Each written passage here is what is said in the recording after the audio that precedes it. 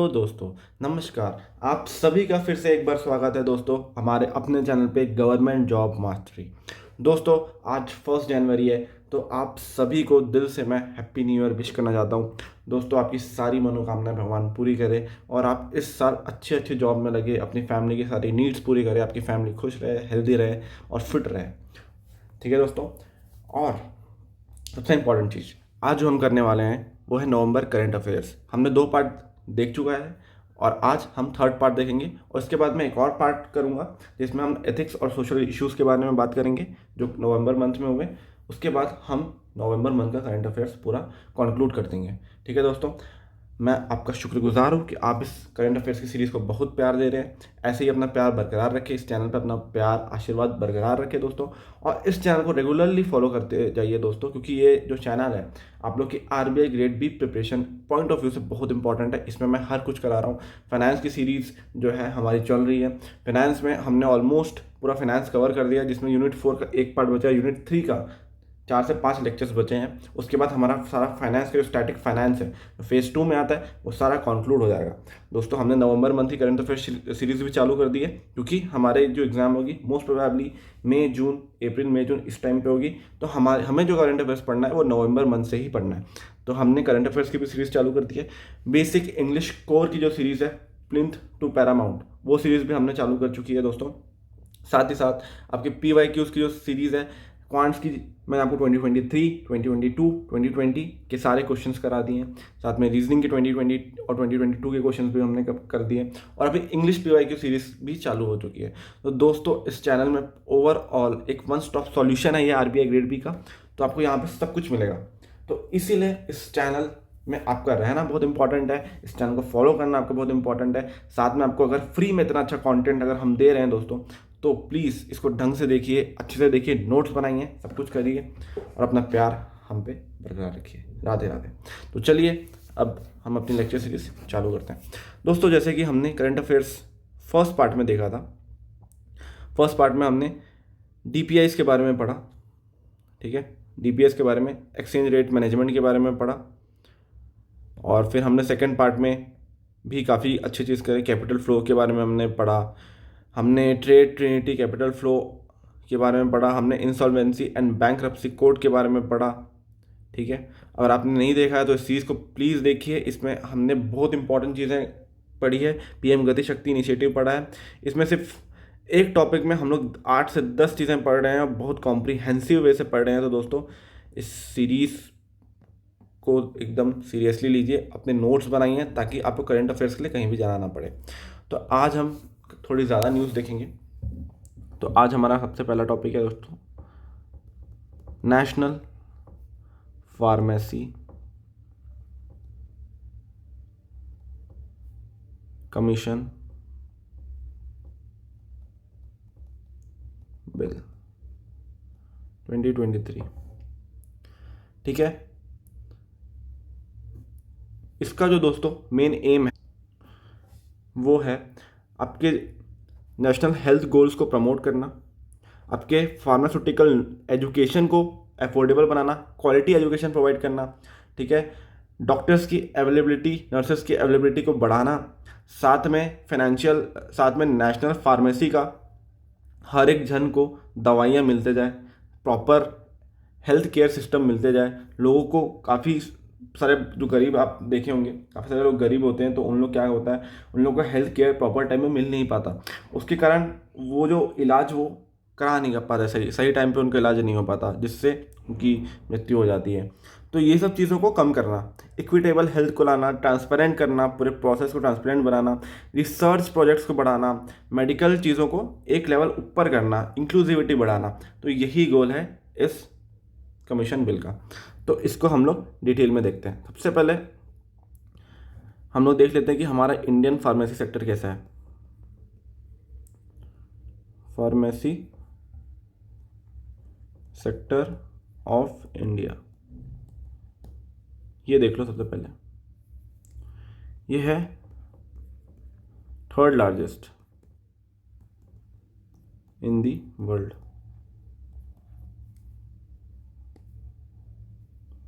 Minute,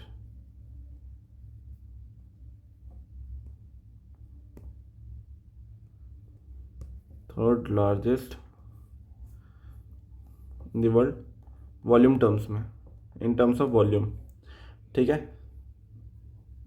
फिर ये accounts for about 60% की जो वैक्सीन प्रोडक्शन होती है वो हमारे इंडिया से होती है, ऑफ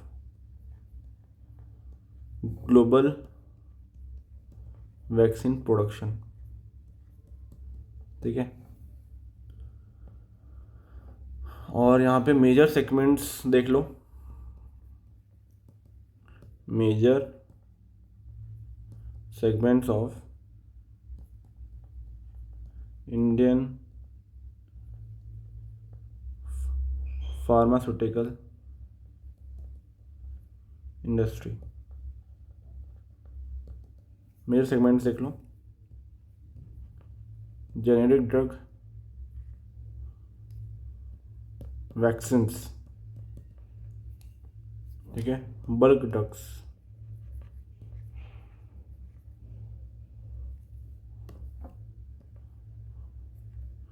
बल्क ड्रग्स, फिर आगे आपका ओवर दी काउंटर मेडिसिन। ठीक है, फिर आपका research and manufacturing, research and manufacturing. तो ये है आपका मेजर सेगमेंट्स आपके फार्मा इंडस्ट्री के। ठीक है, इसका आप एम देख लो, M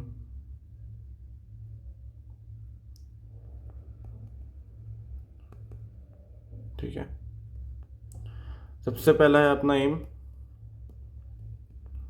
promote national health goals. Second aim हो गया आपका improve access to quality health care सबको मिल पाए, अफोर्डेबल हेल्थ केयर मिल पाए, एंड अफोर्डेबल एजुकेशन मिल पाए, फार्मास्यूटिकल एजुकेशन। ठीक है, फिर अच्छे क्वालिटी के डॉक्टर मिल पाए, increase the availability of high quality pharmacy professional.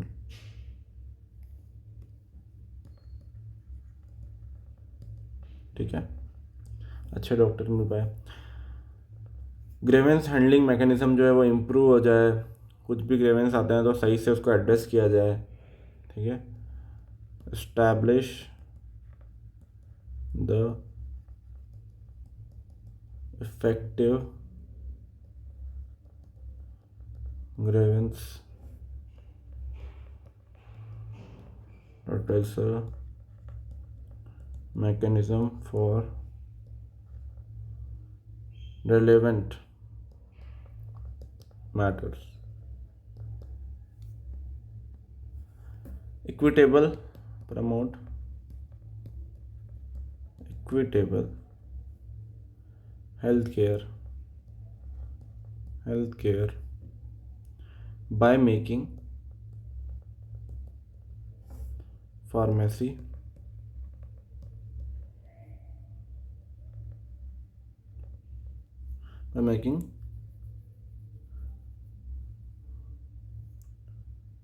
services accessible, pharmacy services accessible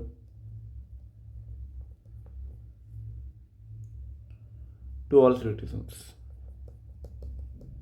ठीक है, हेल्थ केयर सिस्टम की इंक्लूसिविटी बढ़ाए, सब लोग इंक्लूड हो, हर एक कोने तक इसी सर्विसेज है वो पहुँचे।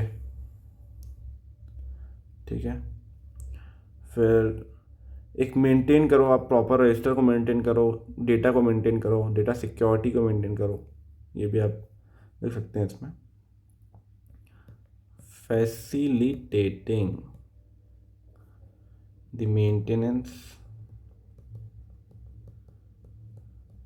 of a pharmacy register for India। फिर इनकरेज करो लोगों को रिसर्च करने में, कंट्रीब्यूट करने रिसर्च में। जितना रिसर्च अच्छा होता है दोस्तों, उतना आपकी चीज़ें एडवांस हो जाती है। अब जिसमें जितना आपको रिसर्च, जैसे बोलते हैं ना पीएचडी स्कॉलर्स, कोई एक टॉपिक पर रिसर्च करते हैं, फिर वो उसमें रिसर्च करता है, उससे कुछ फाइंडिंग्स निकालना है, उसके बाद वो कुछ डेवलप कर देता है। तो जितना टेक्नोलॉजिकल डेवलपमेंट होता है, इनोवेशन होता है, वो रिसर्च वर्क से ही आता है। और आपको किसी चीज़ में आगे बढ़ना है तो रिसर्च एक बहुत इंपॉर्टेंट फैक्टर रोल प्ले करता है कोई भी चीज़ में आपको आगे बढ़ाने में। तो वही है, इसलिए रिसर्च को इनकरेज करना बहुत इंपॉर्टेंट है। Encourage pharmacy professional to adopt the latest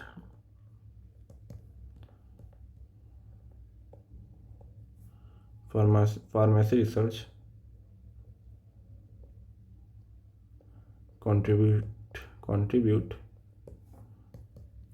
to research and uphold high standards, high ethical standards लिख दो, बेटर होगा। High ethical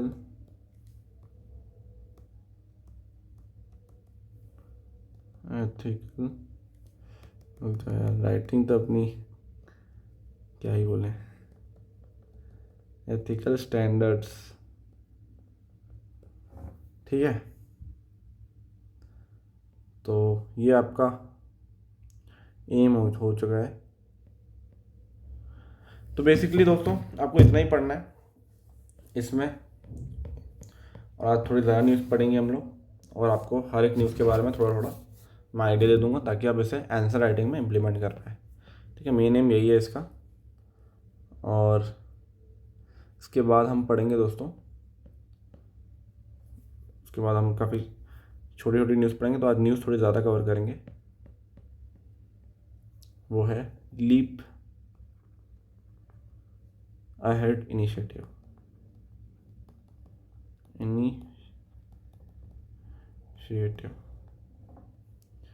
leap ahead initiative दोस्तों, इसका फुल फॉर्म जो होता है वो है launch pad for tech entrepreneurs. इससे हमें समझ में आ रहा है दोस्तों कि ये जो इनिशिएटिव लिया गया है वो बेसिकली एंटरप्रेन्योर्स के लिए लिया गया है।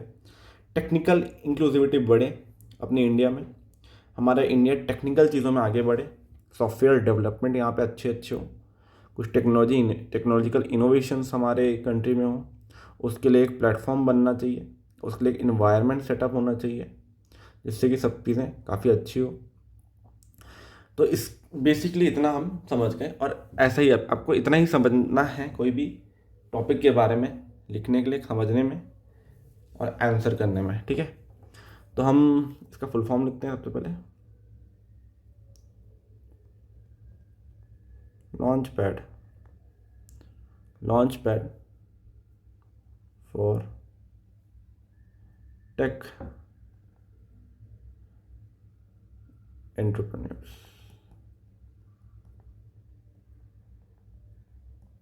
ठीक है, मिलेगा।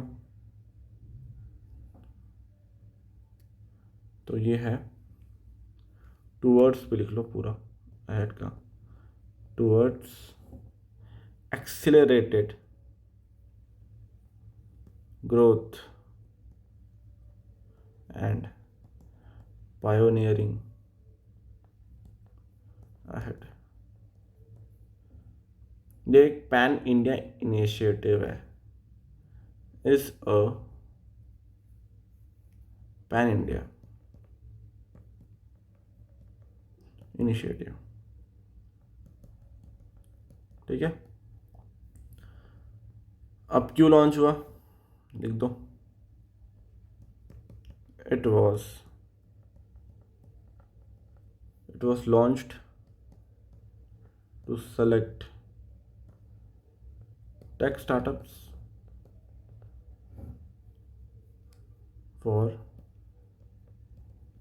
high quality मेंटरशिप, इन्वेस्टमेंट को सिक्योर करना, ग्लोबल कनेक्शंस को बढ़ाना, कोई टेक स्टार्टअप्स है उसको मेंटरशिप करना, उनको कैसे ग्रो करना है बताना, किस किस सेगमेंट में आप जा सकते हैं वो सब बताना, कॉम्पिटिटर्स कौन होंगे उसको हम कैसे ध्यान पर रख के कोई भी सेगमेंट में अपने आप को ग्रो कर सकते हैं, क्या क्या इनोवेशंस ला सकते हैं। बेसिकली ये एम था, इसलिए लॉन्च किया गया।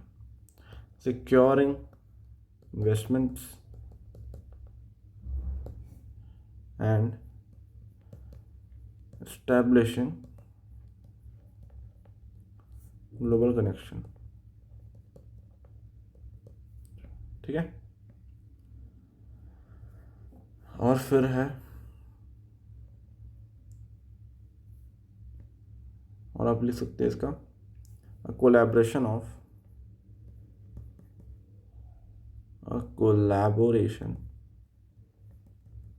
collaboration of software technology parks of India,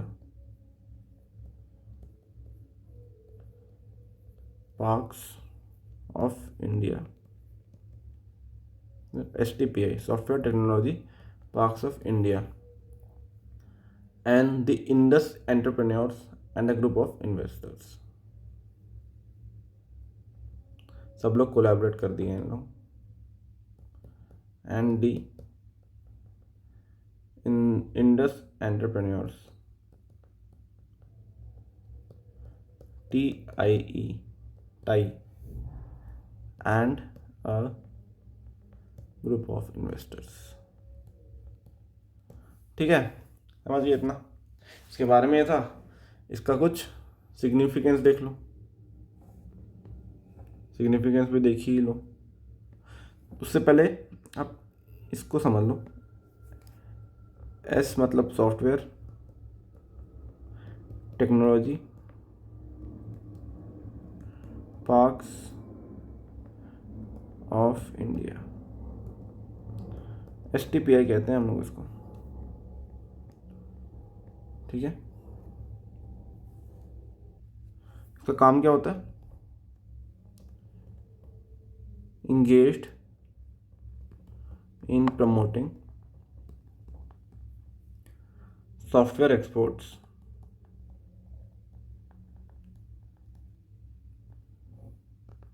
nurturing tech startup ecosystem। समझ में आ गई? सॉफ्टवेयर एक्सपोर्ट्स को बढ़ाना, टेक स्टार्टअप्स इकोसिस्टम को लाना, इन्वायरमेंट क्रिएट करना वैसा। ठीक है, बेसिकली मेन काम यही होता है इसका। ठीक है, किसके अंडर आता है ये? Ministry of electronics and information technology. ठीक है, कैबिनेट मिनिस्टर कौन है इसका? अभी अश्विनी वैष्णव। ठीक है, समझ में आ गया दोस्तों STPI के बारे में। अब इस लीप अहेड का सिग्निफिकेंस देख लेते हैं, फिर इसको इस टॉपिक को वो करते हैं, दूसरा टॉपिक देखेंगे इसके बाद। अपना होगा significance of leap ahead initiative. ठीक है, पहला है enable startups to establish a product market fit। फिर कस्टमर सेगमेंट्स को आइडेंटिफाई करना, कौन से आपके एक्चुअल कस्टमर होंगे, identify customer segments, grow hacking बहुत इम्पोर्टेंट हो चुका है इसका। Hacking strategies, people are quite more fascinated about hacking. Software developers का सबसे जो मेजर फैसिनेटिंग थिंग होता है कि भाई हमें हैकर बनना है। फिर उन्हें समझ में आता है कुछ लोगों को, जो मेरे टाइप के लोग होते हैं, जो सॉफ्टवेयर इंडस्ट्री में काम करते हैं, कि हम तो अच्छे कोडर हैं नहीं, हम तो हैकिंग क्या, हम तो कोडिंग ही नहीं कर पा रहे, तो हैकिंग कैसे करेंगे। तो इसलिए वो फिर सरकारी नौकरी की तरफ या एमबीए करने चले जाते हैं। ठीक है। Strategies, grow hacking strategies, business compliance, फिर अपना हो गया leadership, recruitment end fund raising. ठीक है, ये इसका सिग्निफिकेंस हो गया दोस्तों। ठीक है, अब हम चलते हैं दूसरे टॉपिक पे। ये हमने फाइनेंस में भी पढ़ा है, बट ये क्वाइट इम्पॉर्टेंट है आपके एग्जाम पॉइंट ऑफ व्यू से। Micro finance in India. ठीक है, माइक्रो फाइनेंस इन इंडिया। सबसे पहले तो आप ये देखो माइक्रो फाइनेंस होता क्या है। माइक्रो फाइनेंस जैसे नाम से आपको समझ में आ रहा है, स्मॉल, माइक्रो मतलब छोटा, फाइनेंस मतलब पैसे। ऐसा करना कि आपको लो इनकम इंडिविजुअल्स को भी फिनेंशियल सिस्टम में इंक्लूड करना है, फिनेंशियल इंक्लूसिविटी बढ़ानी है, तो आप माइक्रो फाइनेंस का यूज़ करते हैं। जो माइक्रो फाइनेंस है वो माइक्रो फाइनेंस इंडस्ट्री नेटवर्क ने रिलीज़ किया था। ठीक है, एनबीएफसीज जो होते हैं हमारे दोस्तों, नॉन बैंक फाइनेंशियल कंपनीज और माइक्रो फाइनेंशियल इंस्टीट्यूशंस हैं, वो माइक्रो फाइनेंस को लेंड करते हैं। किनको लेंड करते हैं? जो लो इनकम इंडिविजुअल्स होते हैं, ग्रुप्स होते हैं, जो कि यूजुअली बैंकिंग द्वारा एलिमिनेट कर दिया जाता है या उनको फैसिलिटीज़ प्रोवाइड नहीं की जाती क्योंकि उनके पास इतनी अच्छी क्रेडिट हिस्ट्री नहीं होती, उनके पास उतने पैसे नहीं होते हैं। तो माइक्रो फाइनेंस का मेन एम यही होता है कि इंक्लूसिविटी बढ़ानी। कहाँ पे? गरीब लोगों तक, सब जगह, पूरे ऑल ओवर इंडिया में एक एक कोने में पहुँचे। ठीक है, समझ गए? ओहो, सब कुछ वैसा ही है। अब आई गेस आप करंट अफेयर्स को और अच्छे से रिलेट कर पा रहे होंगे। और रनिंग नोट्स मेरे साथ प्लीज़ बनाओ, क्योंकि आप रनिंग नोट्स जब बनाते हो ना दोस्तों, तो आपको ना डिस्क्रिप्टिव राइटिंग की हैबिट होगी। और मैं चाहता हूँ कि आपके अंदर वो हैबिट है। मैक्सिमम एस्पिरेंट्स फेल हो जाते हैं आरबीआई ग्रेड में, उनको आरबीआई ग्रेड बी का पैटर्न समझ में नहीं आता, क्योंकि डिस्क्रिप्टिव आपका 200 मार्क्स का होता है, 300 में से 200 तो आपको डिस्क्रिप्टिव है। तो अगर आपको लिखना समझ में नहीं आएगा दोस्तों, आप लिखोगे क्या फिर वहाँ जाके? लोग ऑब्जेक्टिव सॉल्व करते रह जाते हैं, 300 में 200 नंबर, 100 नंबर का ऑब्जेक्टिव है, तो बाकी 200 मार्क्स का क्या? उसको भी तो आपको देखना है ना। तो इसीलिए let's start your topic. Microfinance, सबसे पहले ये देख लो, what is microfinance. What is microfinance? तो ये होता है, it refers to the financial services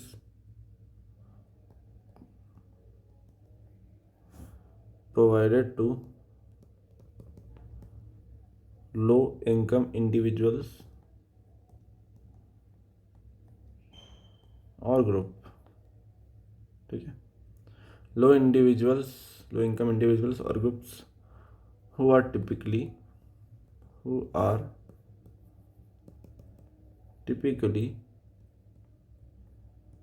excluded, ठीक है, फ्रॉम ट्रेडिशनल बैंकिंग। एक मिनट, ठीक है, समझ में आ गया दोस्तों माइक्रो फाइनेंस का मतलब? तो क्या हुआ था रिसेंटली, क्या हुआ रिसेंटली, इंपॉर्टेंट है, रिसेंटली a report titled, याद रखो रिपोर्ट का नाम याद रखना है, माइक्रो मैटर्स मैक्रोव्यू, क्या नाम रखा गया है? Micro matters. छोटी छोटी चीज़ें मैटर करती है दोस्तों, बड़े सपने, बड़े व्यू देखने में, बड़ा विजन बनाने में। देखो आप नाम में देखो कितना अच्छा रखा गया है, माइक्रो मैटर्स मैक्रो व्यू। बताओ। तो एक रिपोर्ट थी, उसका टाइटल था ये, ठीक है, was released by micro finance industry network.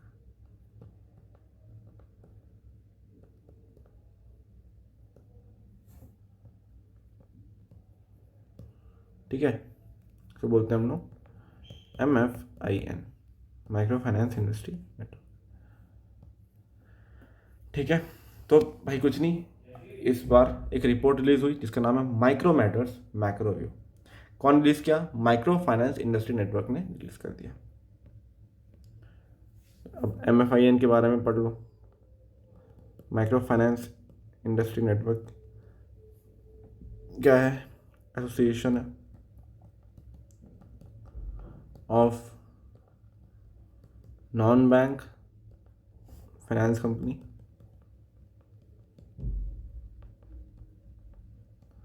NBFC बोलते हैं इसे। ठीक है, नॉन बैंक फाइनेंशियल कंपनी, एक मिनट रुक जाइए, नॉन बैंक फाइनेंस कंपनी हो गया माइक्रो फाइनेंस इंस्टीट्यूशन, इसको ओवरऑल हम बोलते हैं NBFC MFI। ठीक है, अब ये इस्टेब्लिश कब हुआ था? Established in 2009। थोड़ा सा फैक्ट है, थोड़ा बहुत फैक्ट तो थोड़ा लर्न करना पड़ेगा ना। फिर क्या, ये अम्ब्रेला बॉडी है of microfinance institutions of the country.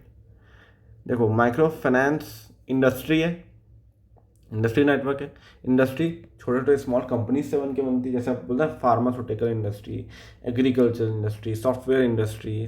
तो सॉफ्टवेयर इंडस्ट्री मतलब क्या होता है? कैप जो बनाई, कॉग्निजेंट, TCS, सब कुछ, इन्फोसिस, सब कुछ मिल के बनता है ना, वो तो जाके वो एक इंडस्ट्री कहलाती है। तो MFIN क्या है? Micro finance industry network. तो वो भी क्या होगी?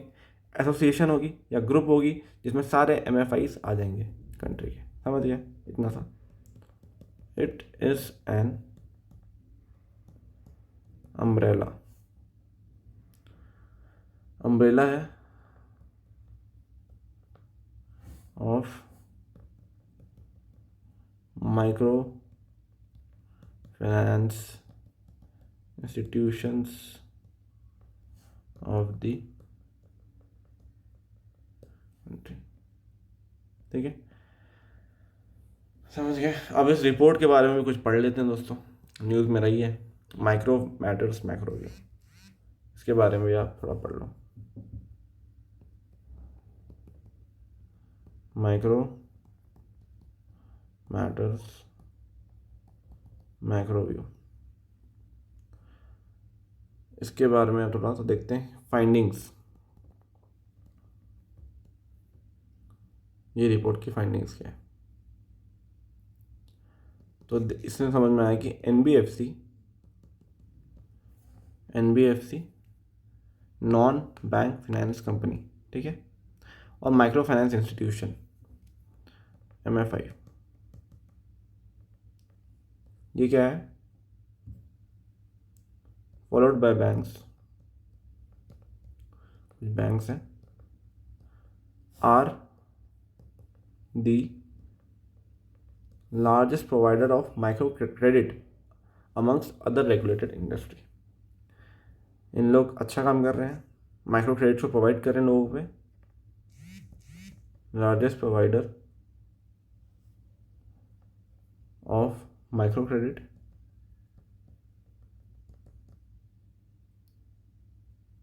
Amongst other regulated entities. ठीक है, फिर MFI का जो NPA होता है दोस्तों, ग्रॉस NPA। ग्रॉस NPA क्या होता है?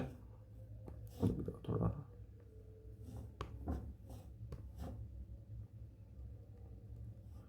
नॉन परफॉर्मिंग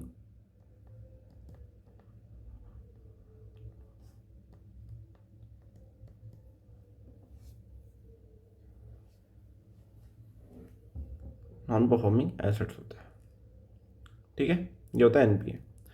NPA कम होना चाहिए ना, तो अच्छा होता है। ऐसे एसेट्स NPA होते हैं, ऐसे एसेट्स जो अब परफॉर्म नहीं कर रहे हैं। जैसे आपने किसी को लोन दे दिया, वो लोन देना बंद कर दिया, उसका अकाउंट हो गया अपना NPA। ठीक है, तो NPA जो है, MFI की जो ग्रॉस NPA है, वो डिक्रीज होने लग गई। बहुत खुशी की बात है कि NPAs कम हो रहे हैं। डिक्रीज्ड फ्रॉम 5.6%, ये 2022 का रिजल्ट है, टू 2.3%। 23 का, 23 मतलब 2.3, ऐसा याद रख लो। Financial year 2022, financial year 2023। तो ये अच्छी बात है। तो ये रिपोर्ट की एक और फाइंडिंग लिख लो, share of east and north east state, east और north east state fell to 34.9% from 37.7% last year. तो ये की फाइंडिंग्स थी दोस्तों, की फाइंडिंग्स थी ये आपकी micro matters micro view report की। ठीक है, अब इसका सिग्निफिकेंस लिख लो। माइक्रो फाइनेंस बहुत इंपॉर्टेंट टॉपिक है दोस्तों। ये टॉपिक तो आपको कितना मतलब, it should be on your finger tips. इतना अच्छे से आपको याद करना है इसको, लिखना आना चाहिए इसके बारे में। ऐसे राइटिंग में भी पूछ सकता है। अब लिख दो इसका significance. Significance of micro finance in India. Easy है, हमने पढ़ लिया माइक्रो फाइनेंस होता क्या है। फाइनेंशियल सर्विस प्रोवाइड करना लो इनकम ग्रुप को। ठीक है, इसी हिसाब से इसका सिग्निफिकेंस भी लिख सकते हो। सबसे पहले आप लिख दो financial inclusion.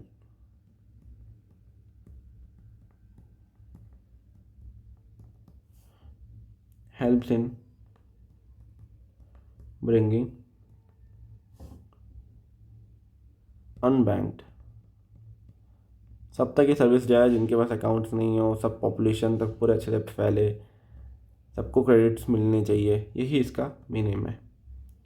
Under banked population into the formal financial system.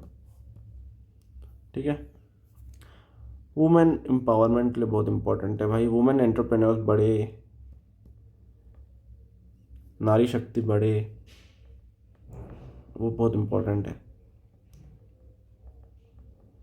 ठीक है, फिर पॉवर्टी को हटाना, एलिवेशन, उनको क्रेडिट्स प्रोवाइड करना।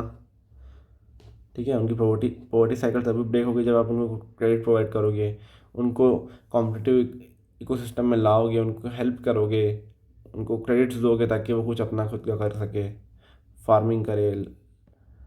ठीक है, अपने खेतों में कुछ उगाए। और हो गया आपका कम्युनिटी डेवलपमेंट, लिख लो आप, कम्युनिटी डेवलपमेंट। ठीक है, फिर कुछ गवर्नमेंट के इनिशिएटिव्स हैं, थोड़ा देख लो आप। Government initiatives for micro finance in India,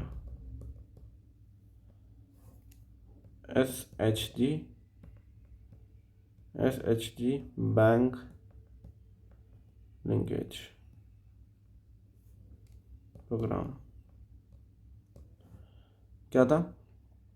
self helping groups का लोन को इंक्रीज करना, टू इंक्रीज लोन की वॉल्यूम को इंक्रीज करना ऑफ द SHGs। फिर अपना हो गया ई शक्ति प्रोग्राम, डिजिटाइज करना अकाउंट्स क्यों SHGs के, ई जो Shakti, e Shakti program to digitise the accounts of various SHGs, PM Svanidhi.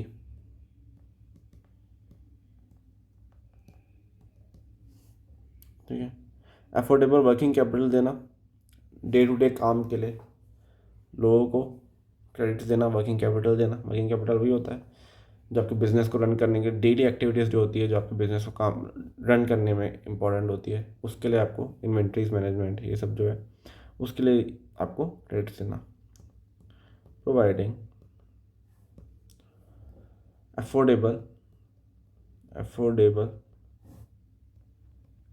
Working capital loan to street vendors. ठीक है, समझ में आया दोस्तों? कुछ इश्यूज हो सकते हैं, बिल्कुल है इश्यूज। MFI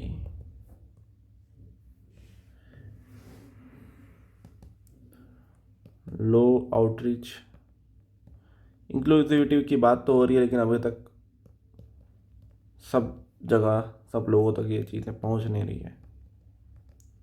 इंटरेस्ट रेट,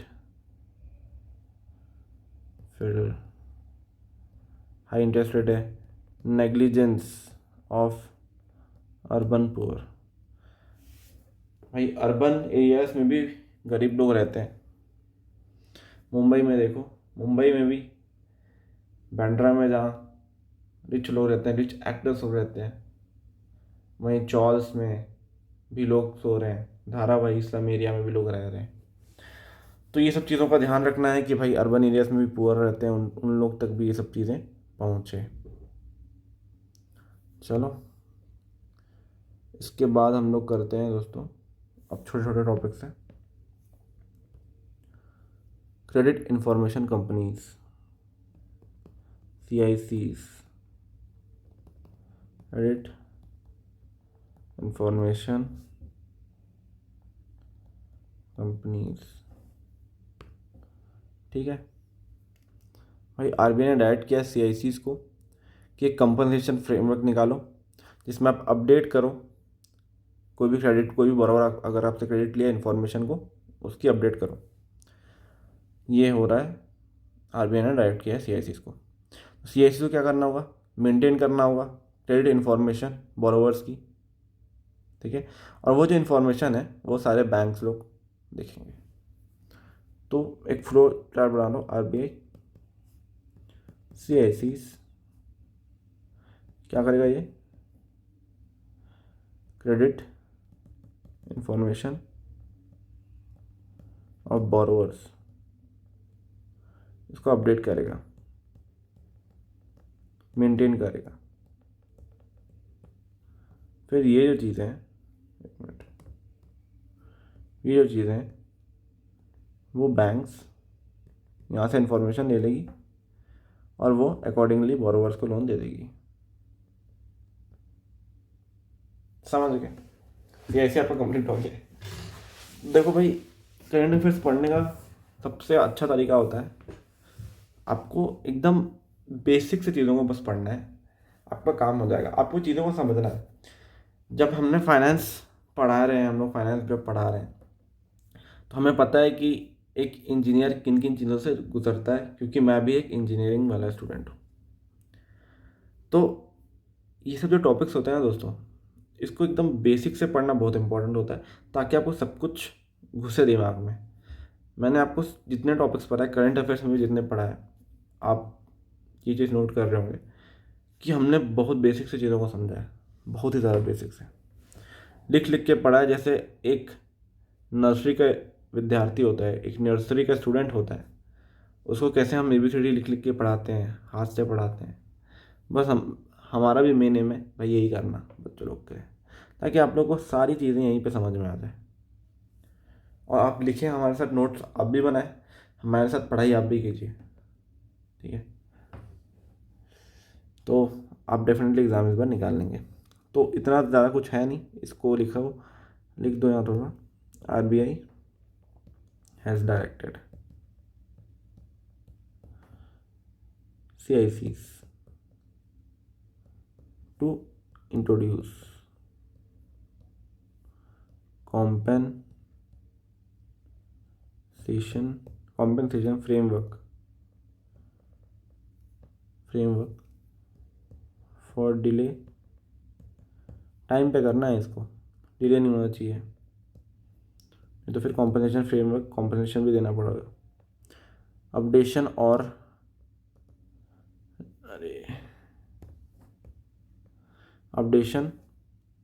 और रेक्टिफिकेशन, ठीक है, अपडेट करो, रेक्टिफाई करो of credit information of borrower. फिर CIC क्या करेगी, कॉम्पनसेशन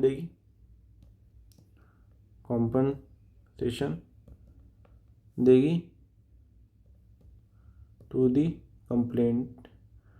कंप्लेनियंट, जो समझ लो CIC कंप्लेन कर दिया उसको, कंप्लेनियंट if complaint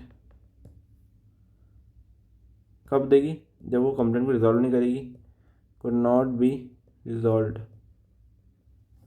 with in 30 days, ठीक है, 30 days। फिर CIC मेंटेन करती है क्रेडिट इंफॉर्मेशन बोरोवर्स की। CIC maintains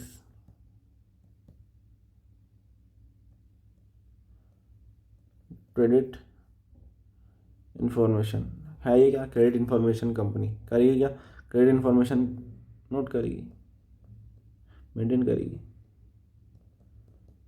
credit information of borrowers which can be accessed by banks and other lenders, ठीक है। लाइसेंस्ड इंस्टीट्यूट है ये, लाइसेंस्ड बाय RBI, लिख लो ये LICENSED, licensed by RBI, credit information companies. ये टॉपिक यहीं पे ख़त्म होता है। अब यहाँ पे एक प्लेटफॉर्म के बारे में पढ़ लेते हैं, investors risk reduction access.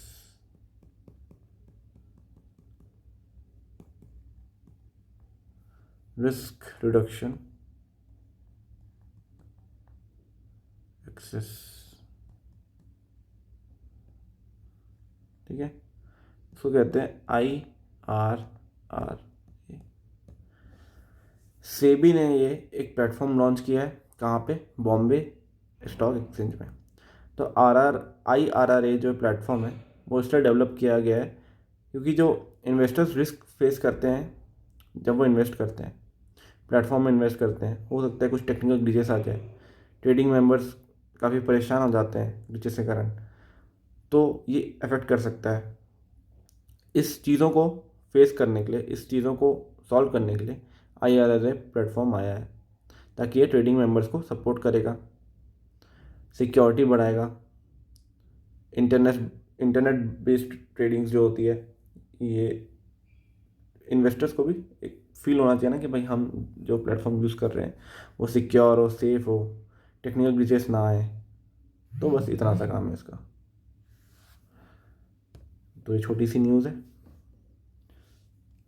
One word का आ सकता है, securities and exchange board of India has launched IRRA platform. कहाँ पे? At Bombay stock exchange, BSE। तो IRR इन्वेस्टर्स रिस्क रिडक्शन, भाई नाम से समझ में आ रहा है, इन्वेस्टर्स के रिस्क को रिड्यूस करना प्लेटफॉर्म है, has been developed to reduce risk faced by investors in eventuality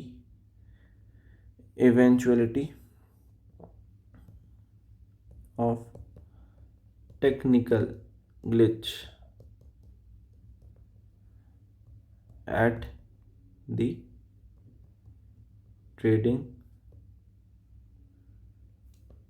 members end at both the primary site and disaster recovery site।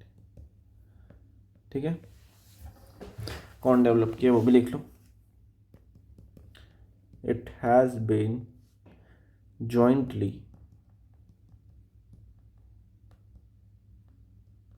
developed by all stock exchange,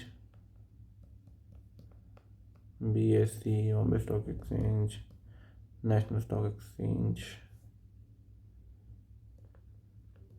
Metropolitan Stock Exchange,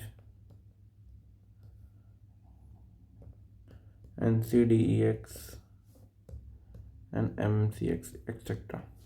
ठीक है, ठीक है दोस्तों, ये वाली news आज की अभी हो गई है। इसके बाद जो न्यूज़ है वो है डिजिटल एडवर्टाइजमेंट पॉलिसी।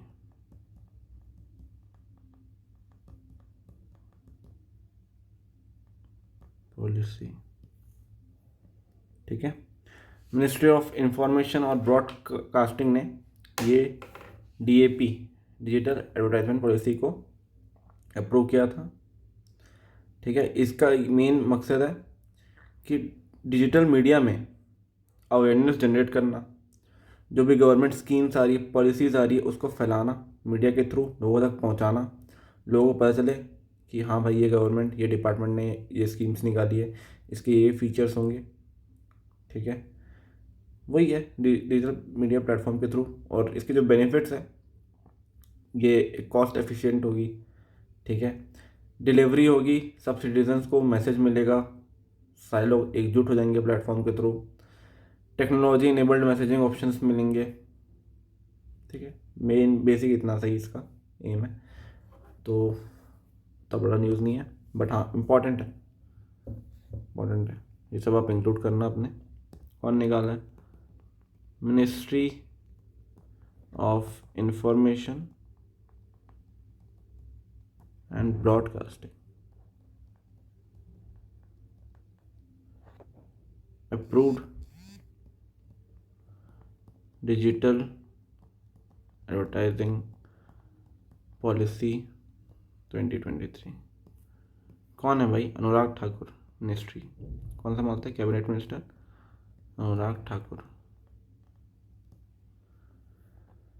ठीक है। It will enable Central Bureau of Communication to leverage digital media space to create awareness बढ़ाना अबाउट किसका?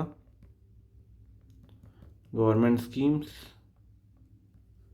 And policies. Objective improve social media outreach. Social media in the sense Instagram, Facebook, LinkedIn, Twitter, YouTube, etcetera. ठीक है। Social media की outreach को बढ़ाना किसका? सब departments का of various departments of government of India. ठीक है, समझ में आ गया? ये ऑब्जेक्टिव था। इंगेजमेंट बढ़ाना to implement a policy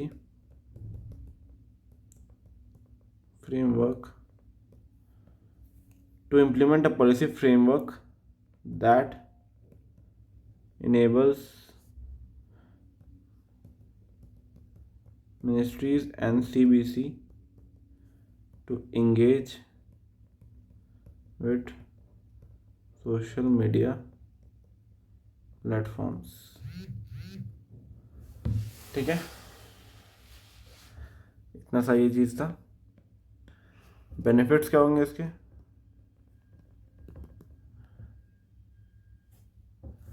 benefits क्या होंगे? Cost efficient technology enabled messaging options.